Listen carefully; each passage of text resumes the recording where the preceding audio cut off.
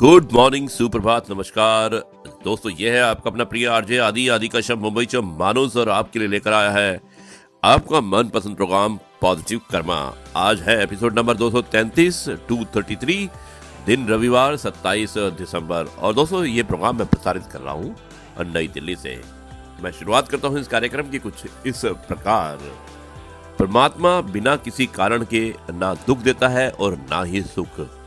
दुख दिया है तो जरूर कोई ना कोई कारण होगा, और जीवन में दुख की जिसको जरूरत है, जितनी जरूरत है उतनी सुख की नहीं है। सुख में हम सोए होते रहते हैं, सुख में हम सोए रहते हैं और सुख बेहोशी लाता है, जबकि दुख जगाता है, बेहोशी को तोड़ता है।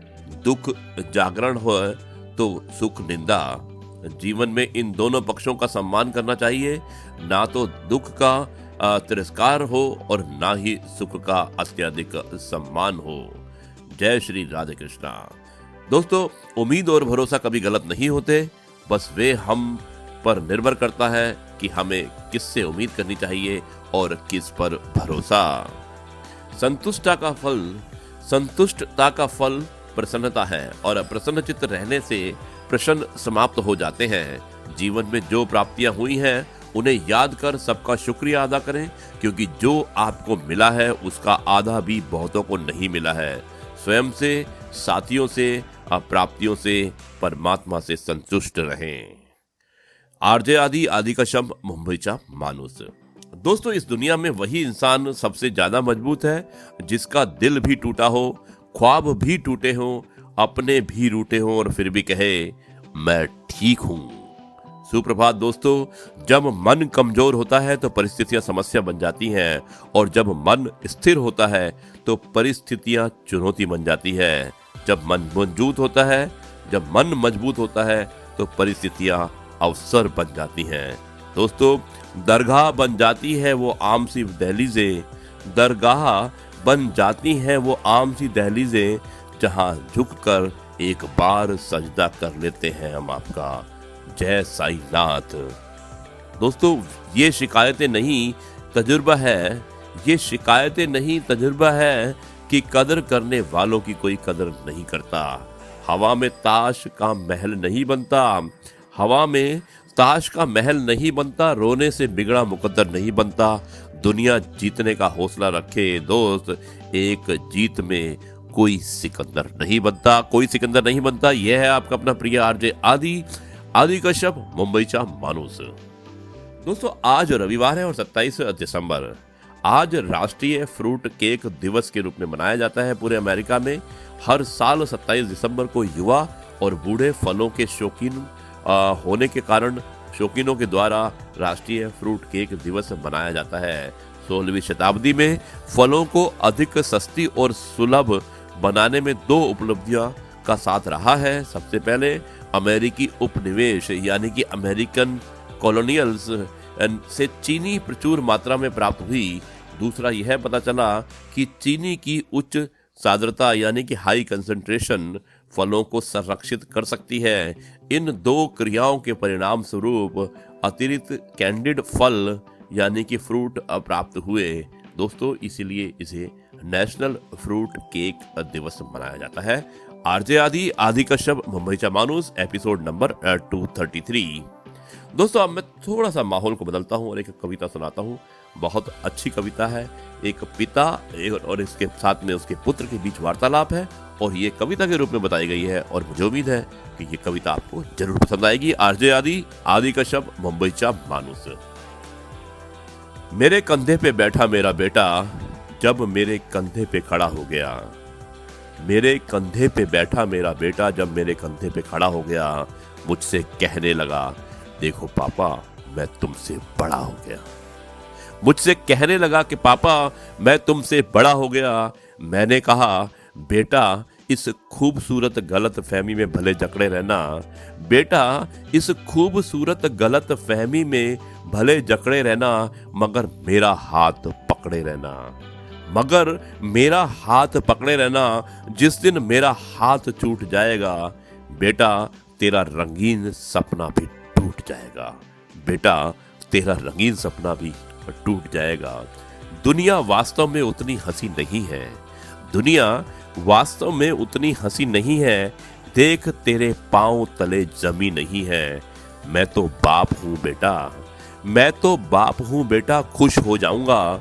मैं तो बाप हूं बेटा, खुश हो जाऊंगा जिस दिन तू वास्तव में मुझसे बड़ा हो जाएगा, जिस दिन तू वास्तव में मुझसे बड़ा हो जाएगा, मगर मेरे कंधे पे नहीं, जब तू जमी पे खड़ा हो जाएगा। मगर मेरे कंधे पे नहीं, जब तू जमी पे खड़ा हो जाएगा।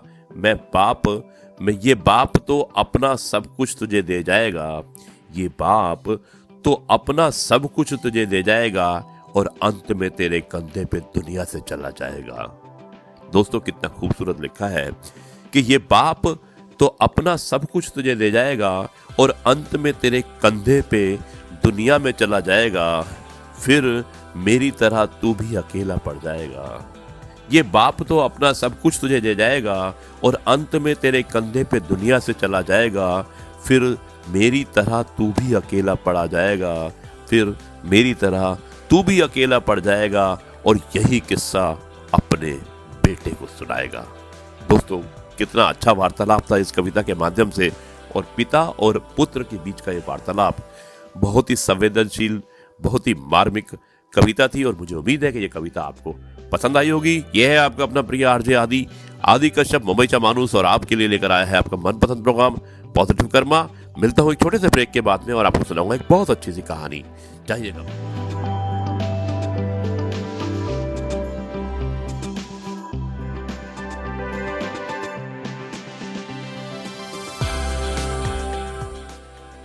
जी हाँ दोस्तों, एक बार फिर आपका अपना प्रिय आरजे आदि कश्यप, मुंबईचा मानूस, और आपके लिए लेकर आया है आपका मनपसंद programme Positive Karma, episode number 233, दिन रविवार 27 दिसंबर, और स्थान है नई दिल्ली। दोस्तों, इससे पहले मैंने आपको कविता सुनाई थी जिसमें एक पिता और पुत्र के बीच का वार्तालाप था, और अभी मैं अगला मेरा चरण है वो कहानी के रूप में होता है आरजे आदि विशेष, कुछ अलग हो जाए, और इसमें मैं आपको एक कहानी सुनाने वाला हूँ और ये भी बच्चों के बारे में ही है। और इस कहानी का शीर्षक है जिद पर अड़े बच्चे को समझाना बच्चों का खेल नहीं। दोस्तों, सुनिएगा इस कहानी को। एक दिन बीरबल दरबार में देर से पहुंचे। जब बादशाह ने देरी का कारण पूछा तो उन्होंने बताया, मैं क्या करता हजूर, मेरे बच्चे आज जोर जोर से रोकर कहने लगे कि दरबार में ना जाऊं। किसी तरह उन्हें मुश्किल से समझा पाया कि मेरा दरबार में हाजिर होना कितना जरूरी है। इसी में मुझे काफी समय लग गया और इसलिए मुझे आने में देर हो गई। बादशाह को लगा कि बीरबल बहानेबाजी कर रहे हैं। बीरबल के इस उत्तर से बादशाह को तसल्ली नहीं हुई और उन्होंने कहा, मैं तुमसे सहमत नहीं हूं। किसी भी बच्चे को समझाना इतना मुश्किल नहीं जितना तुमने मुझे बताया है। इसमें इतनी देरी तो लग ही नहीं सकती। तो बीरबल ने हंसते हुए कहा कि हुजूर, बच्चे को गुस्सा करना या डपटना तो बहुत सरल है, लेकिन किसी बात को विस्तार से समझा पाना बेहद कठिन। बादशाह अकबर बोले, मूर्खों जैसी बात मत करो। मेरे पास कोई भी बच्चा लेकर आओ, मैं तुम्हें दिखाता हूं कि कितना आसान है ये काम। ठीक है जहांपना, बीरबल ने जवाब दिया, मैं खुद ही बच्चा बन जाता हूं और वैसा ही व्यवहार करता हूं। तब आप एक पिता की भांति मुझे संतुष्ट करके दिखाइए। फिर बीरबल ने छोटे बच्चे की तरह बर्ताव करना शुरू कर दिया और उन्होंने तरह तरह के मुंह बनाकर बादशाह अकबर को चिढ़ाया। किसी छोटे बच्चे की तरह दरबार में यहां वहां जाकर उछलने कूदने लगे। उन्होंने अपनी पकड़ी जमीन पर फेंक दी। फिर ये वहां पर जाकर बादशाह अकबर की गोदी में बैठ गए और लगे उनकी मूंछों से छेड़छाड़ करने। बादशाह कहते ही रह गए, नहीं नहीं मेरे बच्चे, ऐसा मत करो, तुम तो अच्छे बच्चे हो। सुनकर बीरबल ने जोर जोर से चिल्लाना शुरू कर दिया।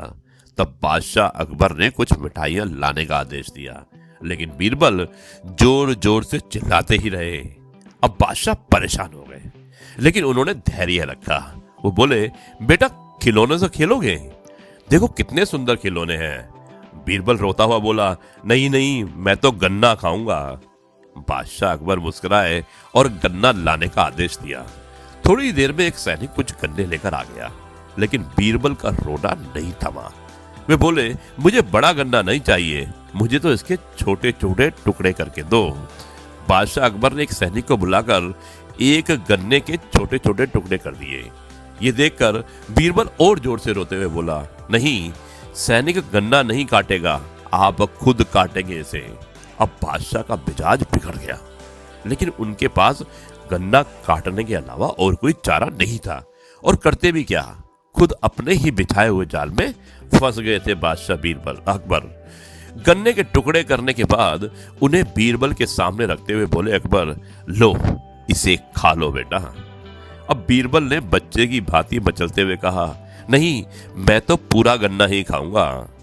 बादशाह ने एक साबुत गन्ना उठाया और बीरबल को देते हुए बोले, लो पूरा गन्ना और रोना बंद कर दो। लेकिन बीरबल रोता हुआ बोला, नहीं नहीं, मुझे तो इन छोटे टुकड़ों से ही साबुत गन्ना बना कर दो। कैसी अजीब बात करते हो तुम, ये भला कैसे संभव है? बादशाह के स्वर में क्रोध भरा हुआ था, लेकिन बीरबल रोते ही रहे। बादशाह का धैर्य जवाब दे गया, बोले, यदि तुमने रोना बंद नहीं किया तो तुम्हें मार पड़ेगी। अब बच्चे का अभिनय करता बीरबल उठ खड़ा हुआ और हंसता हुआ बोला, नहीं नहीं, मुझे मत मारो हुजूर। अब आपको पता चला है कि बच्चे की बेतुकी जिद्दों को शांत करना कितना मुश्किल काम है। बीरबल की बात से सहमत थे अकबर राव। बोले, हाँ ठीक कहते हो, रोते चिल्लाते जिद पर अड़े बच्चे को समझाना बच्चों का खेल नहीं है। तो जी हाँ दोस्तों, ये थी कहानी अकबर और बीरबल की, जिसमें एक बच्चे का एक रोल बताया था और कहा था कि किस तरह से एक बच्चा जिद करता है और जिसे समझाना बहुत मुश्किल होता है। यह है आपका अपना प्रिय आरजे आदि कश्यप मुंबई का मानुस, और आपके लिए लेकर आया था आपका मनपसंद programme Positive Karma. Episode number था 233, रविवार का दिन 27 दिसंबर और नई दिल्ली। मुझे उम्मीद है कि यह कार्यक्रम आपको पसंद आया होगा। अब मैं आपसे यहीं पर विदा लेता हूं और कल आता हूं एक नए कार्यक्रम के साथ, जिसमें होंगे कुछ कहानी, कुछ किस्से, कुछ कविताएं और कुछ ऐसी बातें जो आपने नहीं सुनी होंगी। तब तक के लिए मैं आपसे कहता हूं नमस्कार, जय हिंद, वंदे मातरम, भारत माता की।